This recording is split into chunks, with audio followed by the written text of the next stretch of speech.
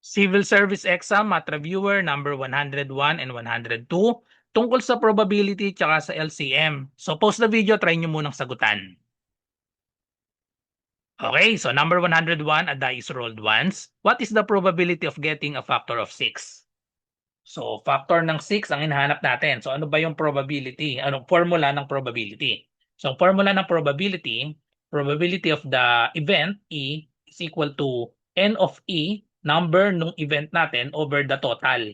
So, ang term para doon ay S, N of S. S is the sample space. Sample space, same lang yan ng total outcomes. Okay? So, ang experiment natin, a die is rolled once.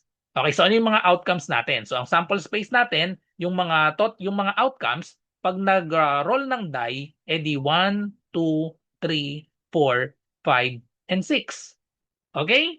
So therefore, ang hinahanap natin, what is the probability of getting a factor of 6? So probability ng getting a factor of 6, so F6 na lang ang ilagay natin. Factor of 6 ay equal sa, ang denominator muna ang unahin natin. Ang denominator natin, meron tayong 6 outcomes. So therefore, 6 ang denominator. Ngayon, dito sa 6 outcomes, alin dyan yung factor of 6? Pag sinabing factor of 6, ibig sabihin, yan yung makakapag-divide sa 6 ng walang remainder. So, ang 6 ay divisible or i-factor natin yung 6. Ang 6 ay equal sa 1 times 6, pwede rin sa 2 times 3. So, therefore, itong 1, 6, 2, and 3, yan yung makakapag-divide sa 6 or yan yung mga factors. So, we have 1, 2, 3, and 6. So, merong 4 out of 6. So, therefore, the answer is 4 over 6 na wala sa choices kasi pwede pang i-lowest term. 4 and 6 pwedeng i-divide both by 2. So pag din-divide pare sa 2, we have 4 divided by 2 ay 2, 6 divided by 2 ay 3. So the answer is letter D, 2/3. So next number, 102, what is the LCM? LCM, least common multiple of 24 and 36. So kapag ganito, LCM, tapos may mga choices naman tayo, pwedeng bumase na lang tayo dito sa malaking number. Kunin natin yung multiples ng malaking number. So 36, ang susunod sa 36, 72. Ang sumunod sa 72, 108. Tama, no? Pag inad natin to, 6 plus 2, 8, 3 plus 7, 10. Wala naman yung 108. Wala rin yung 36 sa choices natin. So automatic ang sagot na dito, letter C, 72. Kasi yun lang yung multiples ng 36 na nasa choices. Okay, so na-eliminate na agad, no? So letter C na lang yung possible na answer dito. And yung 72, yung 36 kasi hindi divisible sa 24.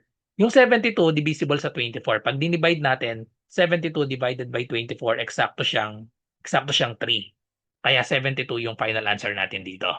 So pag sinold naman natin ng ng iba't ibang way ng pagkuha ng LCM, so di ba yung LCM natin, kunin natin yung listing method muna. Kunin natin yung multiples ng 24 and 36. So yung 24 ang next sa kanya plus 24, 48. Plus 24, we have 72. Tapos 36 plus 36, 72 na agad. So ito na agad yung answer natin, 72. Then pwede rin yung prime factorization. Kunin natin yung factors ng 24 and 36. Prime factors niya. Ang 24 ay gawin nating 4 times 6 ito. Tapos yung 4, 2 times 2. Yung 6 naman, 2 times 3. Tapos ang 36 ay 6 times 6. Tapos yung dalawang 6 times 6 ay parehas 2 times 3. Okay, so ito na yung mga prime factors. Ilista natin, ang 24 ay equal sa tatlong 2. So 2 cubed times 3. And then ang 36 naman ay dalawang 2. So 2 squared times dalawang 3, 3 squared. Ang pagkuha ng LCM gamit yung prime factorization, ang kukunin natin pag may same na number, 2 cubed and 2 squared, yung mas malaki, yung mas mataas na exponent, 2 cubed. So we have LCM ay 2 cubed times 3 at 3 squared, mas mataas na exponent, so 3 squared. So 2 cubed times 3 squared, so ano magiging sagot dito? Ang 2 cubed ay tatlong 2. 2 times 2 times 2, 8. Times 3 squared, dalawang 3. 3 times 3, 9. Pag minultiply, 72. Okay? So same answer, letter C pa rin, 72. And then another, yung continuous division naman, ito naman yung continuous division, 24 and 36, i-divide lang natin sa mga prime number lang para maliliit lang, no? 24 and 36, both even, divide natin both by 2. So magiging siyang 12 and 18. Tapos 12 and 18, pwedeng i-divide ulit sa 2. Magiging siyang 12 divided by 2, 6, 18 divided by 2, 9. Tapos yung 6 and 9, pwedeng i-divide pareha sa 3. 6 divided by 3 to 9 divided by 3 ay equal sa 3. So ngayon, ang LCM natin, etong tatlong pinang-divide, ito yung GCF. Pag hinahanap yung GCF, yan yung GCF. Ang LCM naman, imumultiply pa natin dito sa dalawang number na natira. Okay, so same na yan nung kanina. Tatlong 2, di ba? So 2 cube, ayan, tatlong 2. 1, 2, 3, tapos dalawang 3. 3 squared. O, di same na rin nung kanina, magiging 8 times 9 equals 72. So yun. So yun lahat ng mga technique sa pagkuha ng LCM. So apat na technique yung pinakita ko sa inyo. So alin dyan ang gusto nyong gamitin. Sa mga naghahanap po ng murang civil service exam review, ito po yung offer ko sa inyo.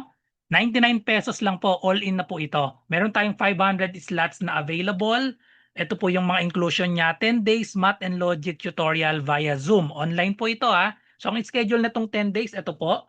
Ayan, math and logic. 7 to 9 p.m. po lahat ito, MWF po ito. So July 6, integers, PEMDAS, GCF, and LCM. July 8, fractions and decimals. July 10, law of exponents and radicals and unit conversion. July 13, number series and number analogy. July 15, basic algebra. July 17, percentage, ratio, and proportion. July 20, word problems. July 22, data interpretation. July 24, logical reasoning. And July 27, abstract reasoning. So, madadaanan po natin lahat ng mga math and logic. Meron din tayong Google Forms reviewer sa ibang subjects kagaya ng verbal ability, analytical ability, general info. Marami rin tayong mga 150 item na mock test. Then may only replay din po tayo ng past session. Ito pong mga Zoom meetings natin, recorded po yan sa exclusive na FB group natin. So ano pong inaantay nyo, mag-message lang po kayo sa akin dito sa aking FB RJ Enseñado.